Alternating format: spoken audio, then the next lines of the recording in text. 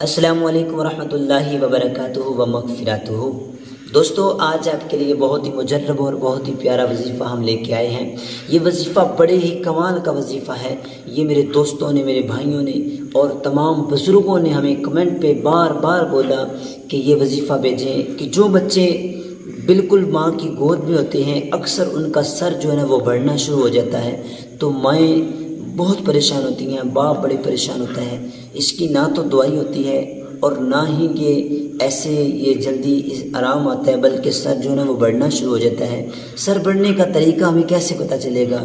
جب ہم بچے کے جو ہے نا وہ جھنڈ اتار لیتے ہیں، اس کے بال اتار لیتے ہیں، تو اندر ٹک بننا شروع ہو جاتا ہے، وہ واضح طور پہ نظر آتا ہے کہ بچے کا سر آگے سے بڑھ رہا ہے۔ تو آپ لوگوں نے کیا کرنا ہے؟ آپ لوگوں نے ایک تھوڑا سا سرسوں کا تیل لے لینا ہے، ان ٹچ تیل، وہ جو استعمال شدہ نہ ہو، اور ایک چھوٹا سا صابن لے لیں، جتنا بھی آپ لے سکتے ہیں۔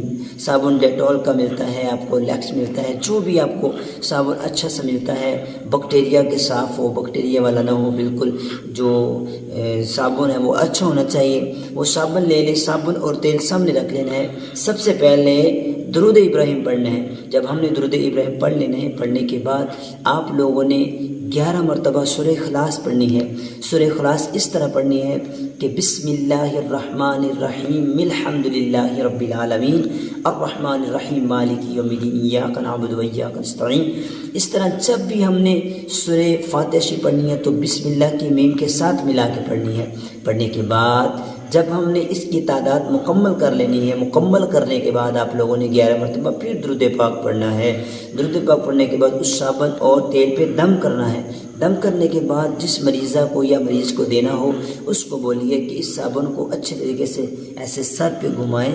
گھمانے کے بعد ہاتھ کو اچھے طریقے سے آپ لوگوں نے پانی کے ساتھ ٹچ کر لینا ہے، پانی لگا لینا ہے، پھر صابن اچھے طریقے سے لگاتے جانا ہے، تاکہ کسی چیز کو جیسے باندھتے ہیں صابن کو ایسے ہاتھ کو ایسے لگاتے جانا، پھیرتے جانا ہے، آگے کی طرف نہیں کرنا۔ ہمیشہ جب بھی کرنا ہے ایسے کرنا ہے، ایسے کرنا ہے۔ کسی چیز کو جیسے باندھ دیتے ہیں تو اچھے طریقے سے اس طرح کرنے کے بعد بچے کے سر کو صابن لگانے کے بعد دھو دیں۔ دھونے کے بعد آپ لوگوں نے کیا کرنا ہے؟ جو تیل دم کیا ہوگا اس کو اچھے طریقے سے لگائیں۔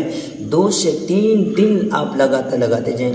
بڑھتا ہوا سر اپنی جگہ پہ رک جائے گا۔